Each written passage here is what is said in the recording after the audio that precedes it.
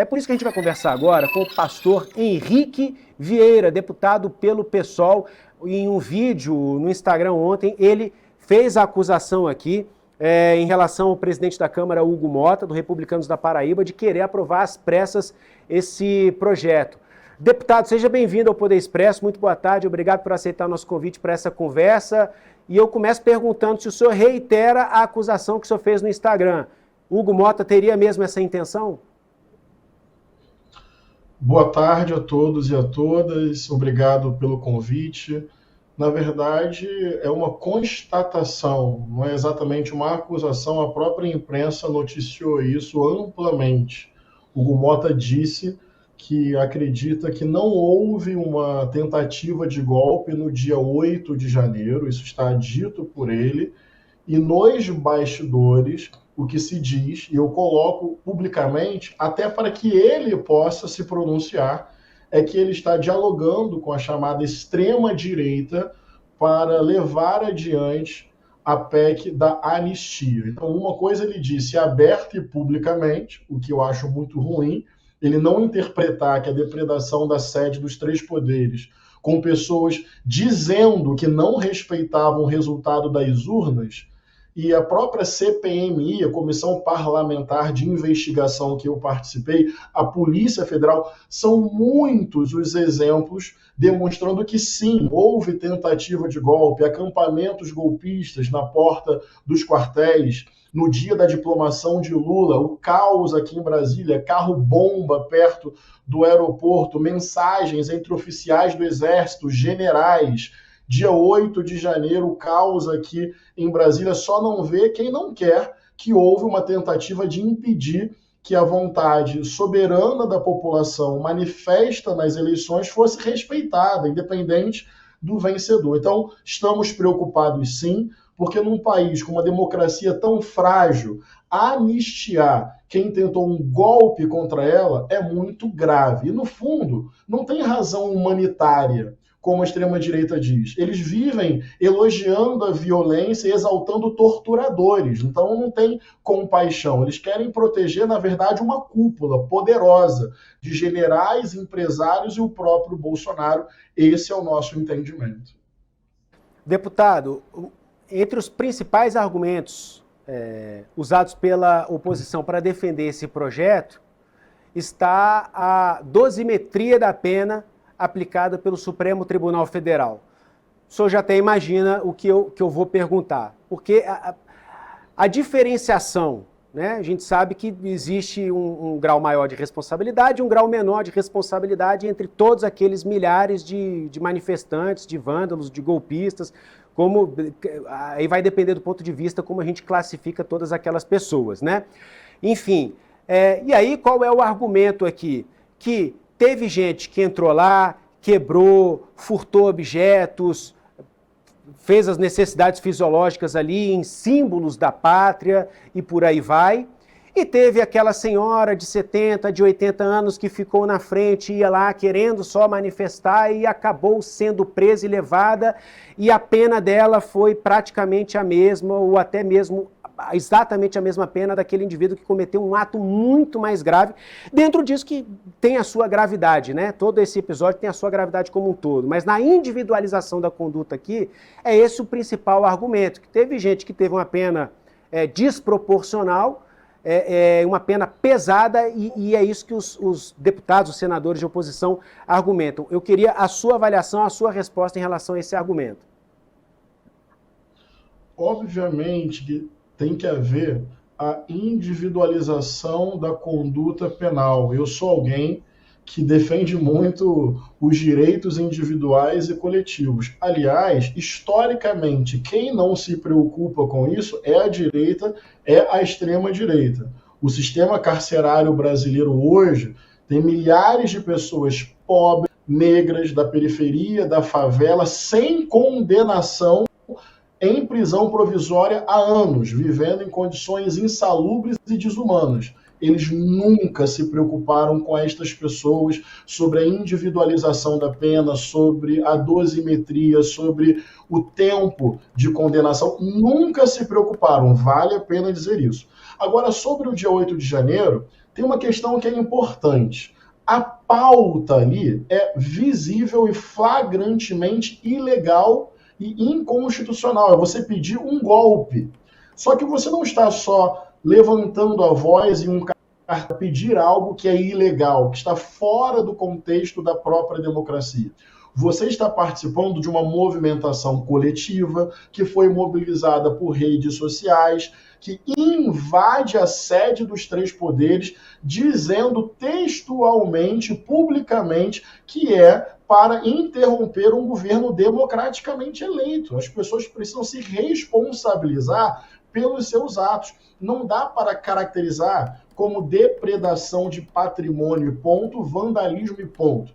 Tem coletividade, tem movimentação, tem chamada de redes, tem pauta pública que é flagrantemente ilegal. Se essas pessoas, se esses deputados se preocupam mesmo com essas pessoas, não deveriam ter mobilizado essas pessoas para isso. Quem colocou essas pessoas aqui foram esses políticos mobilizando a rede. Durante o dia 8 de janeiro, inclusive, parlamentares, enquanto acontecia, glorificavam, exaltavam e estimulavam. Depois eles foram percebendo que a opinião pública, obviamente, não aprovou e foram recuando e mudando de posição. Não fui eu que usei as redes sociais para mobilizar senhoras para que invadissem a sede dos três poderes. Se essas pessoas estão agora sendo investigadas e condenadas, não por depredação, não por vandalismo apenas, mas por participação no movimento que visava abolir o Estado democrático de direito.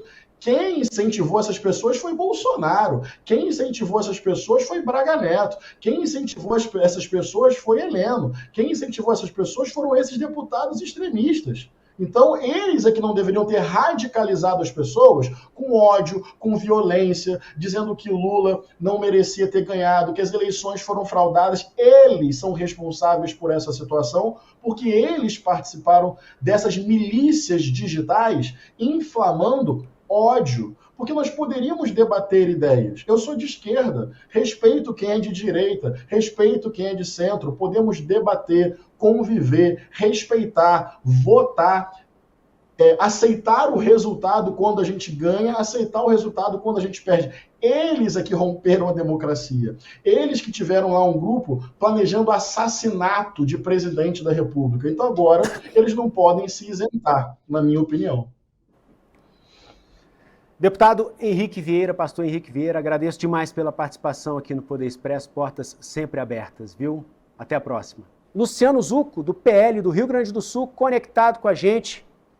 E a gente, deputado, seja bem-vindo, boa tarde. Parou ali o carro, estabeleceu a conexão e agora ele traz a visão aqui da oposição em relação a informação trazida mais cedo. Eu vou retomar aqui, antes de passar a palavra ao deputado. Olha, a gente conversou aqui nesta edição do Poder Expresso com o deputado pastor Henrique Vieira, do PSOL, e ele disse que o presidente da Câmara, Hugo Mota, é a favor do PL da anistia, ele quer derrubar as condenações aos invasores do 8 de janeiro e vai fazer de tudo para aprovar esse projeto a toque de caixa. Qual é a denúncia aqui da base governista? Isso poderia ser feito, inclusive, em pleno carnaval, para pegar realmente a classe política e toda a sociedade de surpresa. Deputado Luciano Zucco, bem-vindo, boa tarde. Qual é a avaliação do senhor em relação a esse posicionamento do deputado Henrique Vieira? Jesus, a todos que estão nos assistindo, olha, me admira um pastor, ou dito pastor, tão desumano. Na verdade, nós estamos exigindo o devido processo legal, a proporcionalidade da pena, o respeito aos advogados de defesa. Nós temos pessoas condenadas a 14, 15, 16, 17 anos de prisão sem terem feito ou cometido crime algum. Aqueles que depredaram patrimônio público, que paguem por isso. Golpe do quê? Com que instituição? Com qual arma? Quem assumiria?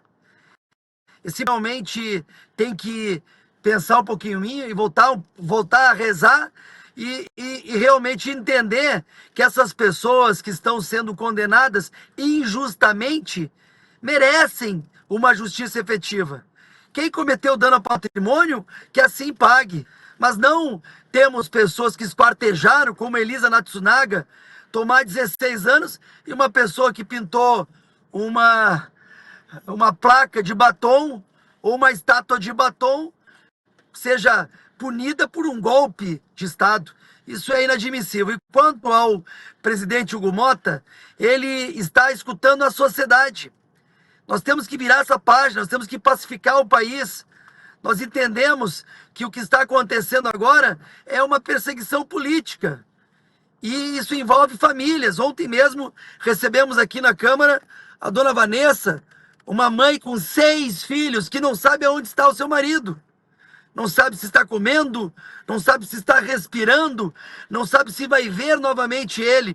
Então a gente vê com muita tristeza e revolta um posicionamento de um político que deveria realmente pensar em resolver os problemas da nação, da alta inflação, do preço do combustível, do preço da carne, laranja, café, mas não, ele ainda continua voltado ao que aconteceu no 8 de janeiro, e que nós condenamos aquele ato, mas que seja algo proporcional, que as pessoas realmente paguem pelo que cometeram, e não porque eles estão dizendo como narrativa. Eu espero que o presidente Hugo Mota leve essa pauta para o plenário, e o plenário, que contém os representantes do povo, sejam eles partidos das diferentes ideologias, esses sim decidam o que está acontecendo no dia. E não o pastor querer botar uma pressão de narrativa somente para politizar algo que é muito triste. Famílias prejudicadas. Essa esposa, por exemplo, não consegue nem pagar suas contas porque estão bloqueadas. Então é muito triste, Jesus.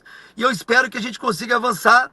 E sim, o plenário, o Supremo Plenário, que o decida. Deputado Luciano Zucco, do PL do Rio Grande do Sul. Falhou um pouquinho a conexão, mas a gente entendeu bem a resposta do senhor. Muito obrigado pela participação aqui no Poder Expresso. Até a próxima. Muito obrigado. Desculpa aqui. Estamos dentro. Fico sempre à disposição. Já.